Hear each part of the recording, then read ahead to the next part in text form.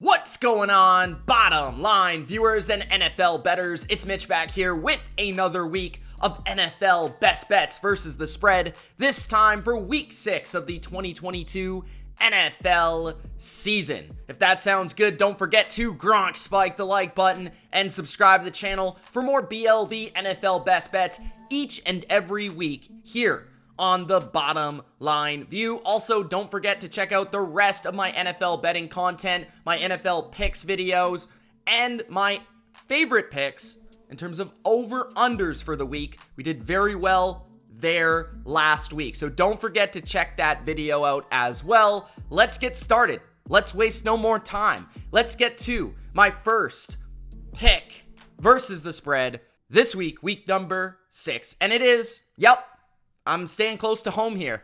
I'm going with my favorite team.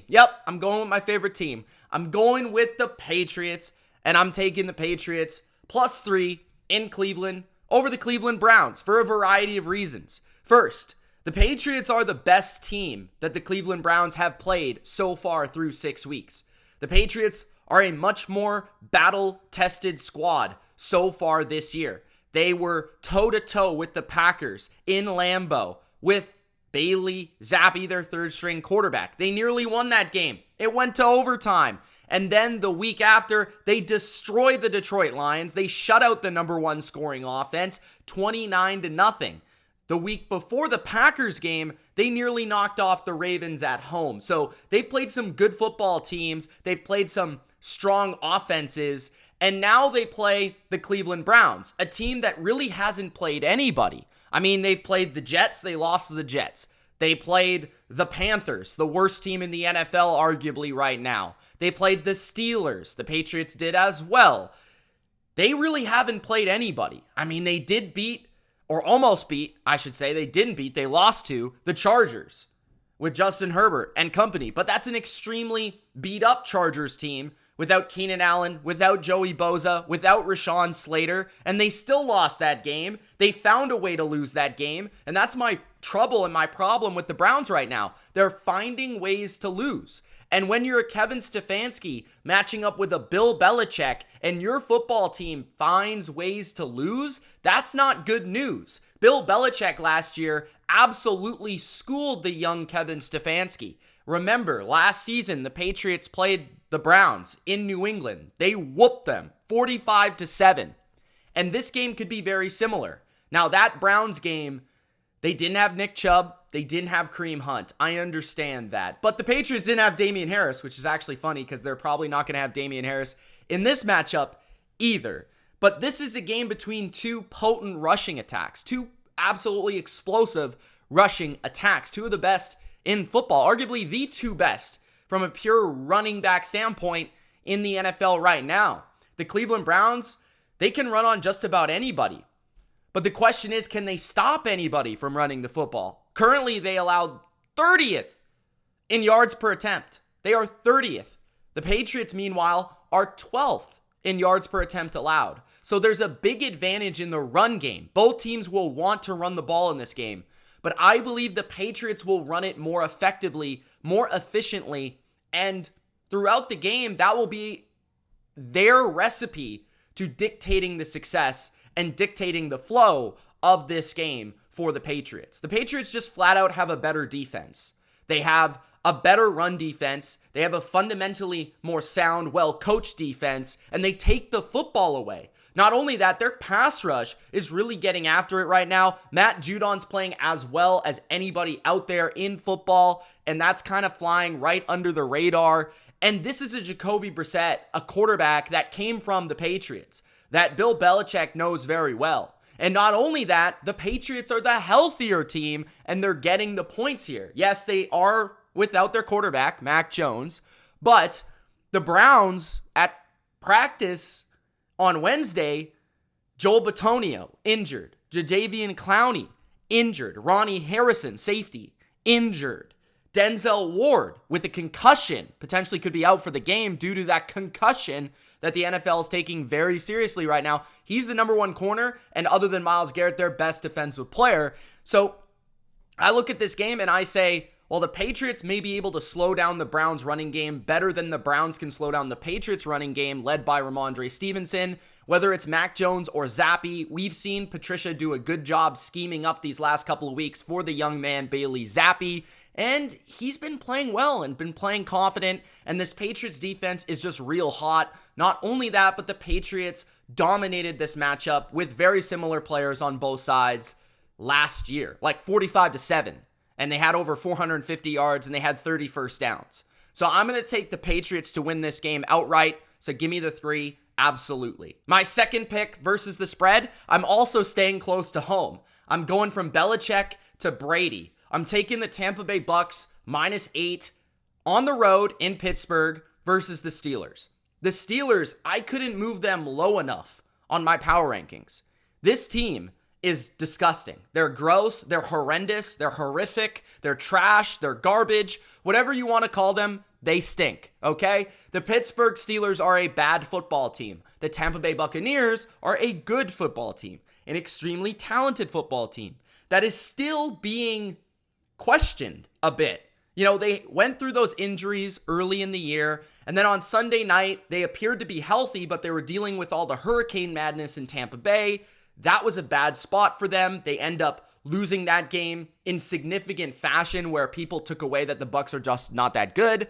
But, you know, you fumble on the opening play, things happen. And then the Atlanta Falcons game, they're up 21-0, absolutely thoroughly dominating a division rival for the division top seed currently, right?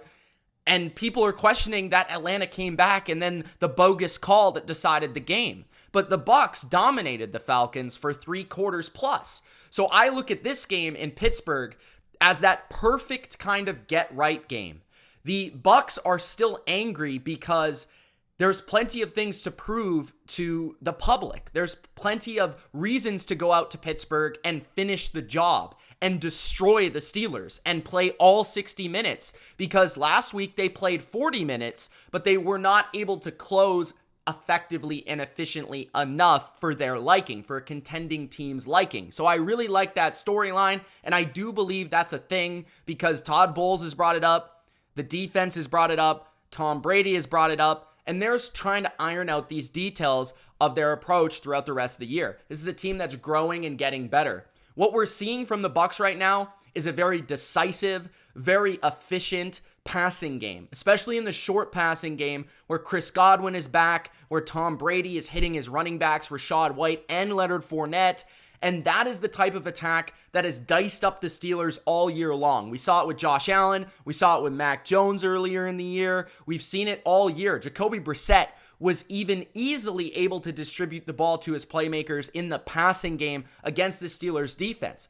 A Steelers defense that's already without TJ Watt, but has significant injuries in the secondary, from Minkah Fitzpatrick to Ahkello Witherspoon to all of their cornerbacks seemingly are hurt, and Tom Brady is going to take advantage with great weapons on the outside, Mike Evans, Chris Godwin. They seem to have something going with some of these secondary playmakers last week with Scotty Miller, Cade Otton, the rookie tight end, and Julio's getting healthier. The run game, I don't think is a big factor in this game for Tampa, but once they build that lead, they'll be able to milk the clock more effectively in this game because the Steelers aren't good against the run either. So I feel like the Bucs are going to jump out to a massive lead due to their passing game. Their defense is going to be all over this rookie quarterback. This is a terrible matchup for the Pittsburgh offense. Kenny Pickett, a rookie versus all the confusing blitzing schemes of Todd Bowles. Give me a break. On top of just the pure mismatch of Vita Vea and Shaq Barrett versus this offensive line.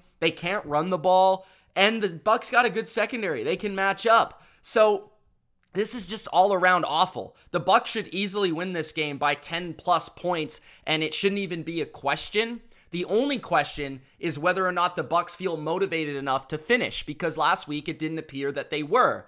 But there won't be that heat in Tampa Bay in Pittsburgh. So I view the Bucs as a team that's in a perfect spot to beat down a team and to build some confidence entering the rest of this stretch where they should be picking up a ton of wins against bad teams. So I like the Bucs here to easily win and easily beat the Pittsburgh Steelers, a team that Tom Brady has consistently owned throughout his historic career. My third pick versus the spread, for week number 6 is the Buffalo Bills, -2.5 and potentially -3, depending on your sportsbook. Try to look for a -2.5 though, if you can, because 3 is a very key number. But what I will say about this game is 3 is probably less important in this game than other games. One, because the Buffalo Bills, when they win, they tend to blow teams out. And number 2, this total from what I saw is 54, which is an insanely high total. I don't think there has been a total this high all year long. And obviously it's high because of Mahomes and Allen and because of these offenses. You could argue the 2 best offenses in football. I don't think anybody would really argue against that.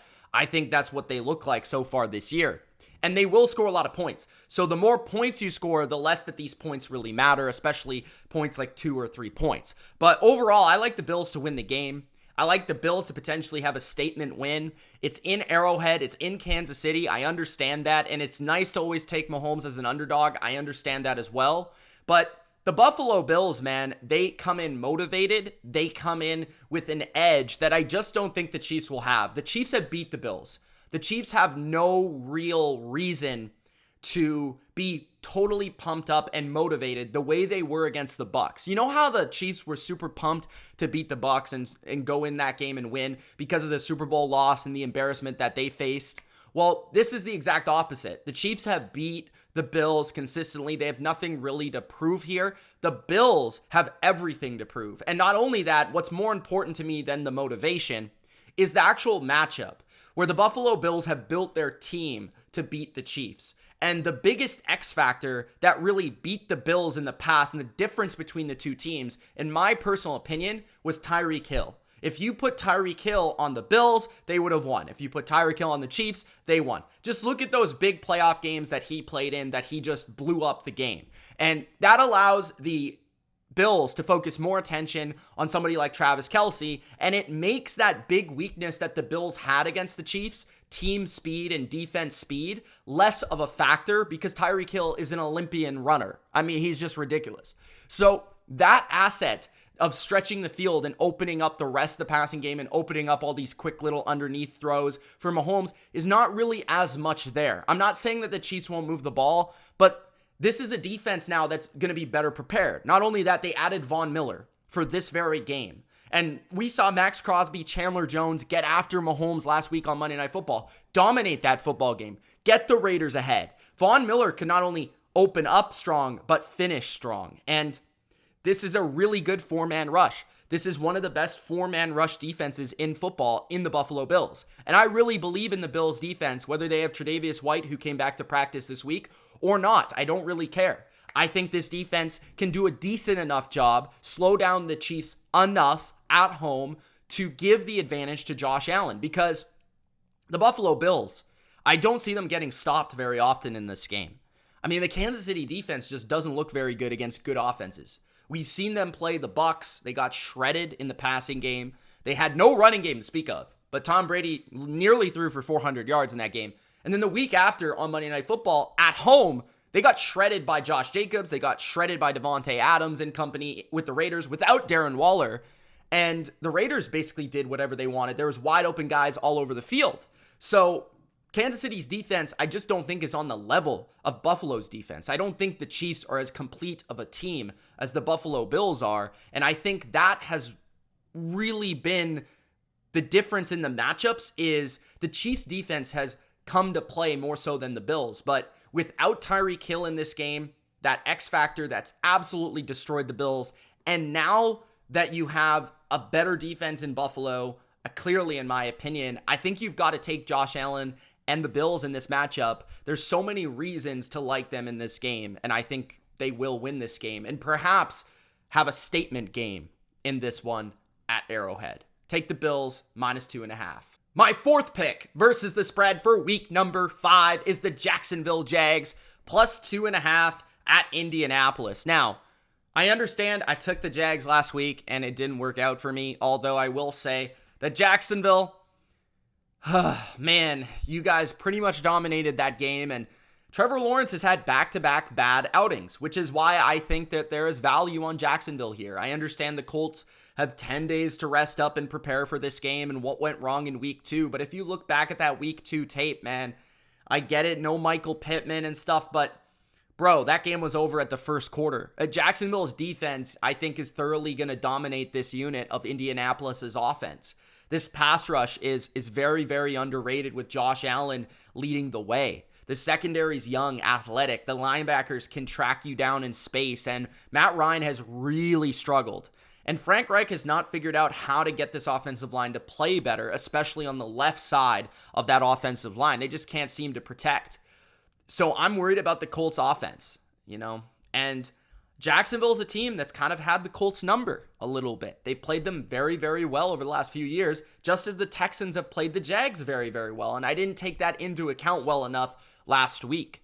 Trevor Lawrence, I think, is bound for a bounce back performance. He did have a very good game against this Indianapolis defense the first time around. And I do look at this game and say, there's a lot of injuries for the Colts and not as many for the Jags. There's a lot of concerning injuries popping up. Shaq Leonard, even Gilmore was on the injury report on Wednesday. We don't know if Jonathan Taylor's going to be in the lineup. We don't know if Yannick Ngakoue is going to be in the lineup.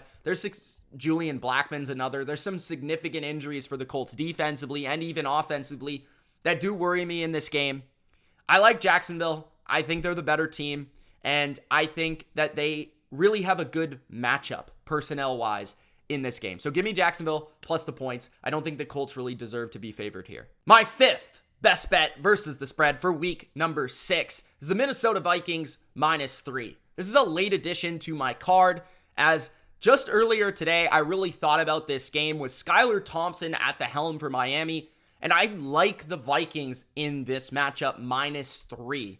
3.5 is getting a little bit more bold, but I would still lean towards the Vikings at 3.5. Try to find a 3 though if you can. That's just my opinion. I look at the Vikings, and with Skylar Thompson in the matchup, I don't think the Dolphins can expose the Vikings' biggest weaknesses when it comes to speed in the back end, vertical pushing the ball down the field in the passing game. I don't think Thompson executes the Tua RPO quick game as well. I don't think that they're a great running team. The Vikings have shown that they can play the run well when they want to. Against Chicago, that's a really good running football team. That's basically their entire offense, and they shut that down absolutely. When they knew that the Bears were going to run it, they did a great job. And yes, the Bears were able to make some big plays in the passing game to come back, but they had to come back. The Vikings were dominating. They were up 21-0 in that game, and it was thanks to their offense. An offense that I don't think the Dolphins defense, that's right now a bit overrated, will have many answers to. When you play a lot of man-to-man coverage, it's tough to play the Vikings. They've got great receivers. Justin Jefferson's uncoverable. Xavier Howard's still on the injury report. Byron Jones is still injured. So their depth at corner is really lacking. And when you play Justin Jefferson and Adam Thielen and KJ Osborne, and then you got to deal with the running game and the balance that Dalvin Cook poses out of the backfield, Miami's defense has been disappointing. I think they miss Brian Flores. Kevin O'Connell has it all working, all clicking for Kirk Cousins. And Justin Jefferson, man, this guy, just look at the Saints game. When you try to put a great corner on him, he's still so good that he can go for 150 yards and dominate a football game and move the chains consistently. Defensively, I also think the Vikings can get some pressure on Thompson, as Zadarius Smith and Danielle Hunter will feast on an tackle duo without Teron Armstead, that left tackle that the Dolphins went in and signed this offseason to protect the passer. And Thompson's a young quarterback, a guy that is going to hold the ball a little bit longer than you would like. That is trouble to me. So I like this matchup for the Vikings. I think both teams are fairly even when both starting quarterbacks are in the game. But without the starting quarterback and with some injuries on defense, I lean towards the Vikings to win this one. So give me Minnesota in this game. My final best bet versus the spread for week number 6 is the New York Jets. Yes, I'm buying the hype. I'm taking the Jets +7, although I would prefer 7.5. Even if you want to take the alternative spread, I feel like 7.5 is worth it in this game. Just in case the Jets lose by a touchdown, that is definitely possible. But I really like the Jets in this game because I think people are sleeping on their offense. And they're also sleeping on the Packers defense just not being very good. I think when you look at this Packers defense, they play soft. Their coaching is very underwhelming. I thought there was a great argument to fire Joe Barry after that New York Giants game. Are you telling me that you can't stop Darius Slayton? And now you're going to play a Jets offense with Mike LaFleur, the brother of Matt LaFleur, who's going to want to have a good game versus his brother. There's a lot of motivation there, and I'm sure he's very familiar with the Packers and what they do offensively. And I'm sure he's very familiar with the way that they want to defend in Green Bay. So there's a bit of an advantage there for Mike LaFleur, in my opinion, entering Green Bay to make this one competitive and close when there's such familiarity there. So Mike LaFleur could have a very good game plan in this game for Zach Wilson, who looks very good. I mean, he's looking just as good as Daniel Jones, in my opinion. He's getting the ball out well. He's very accurate. And they've got a number of underrated weapons, and it all starts with their running game. It's easy to run the ball on the Packers. We saw the Patriots expose that. We saw Saquon expose that. Breece Hall looks like a specimen out there. Michael Carter can run it. The Jets can run the football, and they're going to open up some plays for the depth of the weaponry that they have so that Alexander can only just take away one guy. But they've got 3 or 4 guys they can go to. They can go to a Corey Davis. They can go to Wilson, the rookie, Garrett Wilson. They can go to Elijah Moore. They can find Tyler Conklin or Braxton Berrios or Breece Hall out of the backfield. There's so many different ways they can attack the Packers, a defense that just is not good, guys, and plays soft. So I think they can keep it close based on possession and milking the clock and keeping Rodgers on the sidelines. And when Rodgers gets on the field, Robert Saleh has proven that he can play Rodgers very well. And again, Robert Saleh has had the answers for Matt LaFleur offensively. You look back to their days playing, San Francisco with that defense. Now, not as talented, but Saleh did a phenomenal job in those matchups. And Sauce Gardner's doing a great job on the outside. The defense is playing the run very well, which is the strength of the Packers.